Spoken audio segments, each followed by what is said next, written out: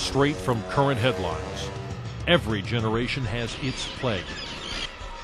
Today it has reached humans through the food chain. Now, in a small town, it strikes without warning, spreads without detection, and kills without mercy.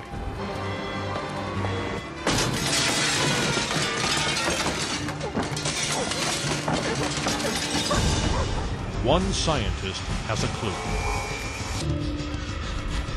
but it will take his team to the other side of the world to stop the next global threat.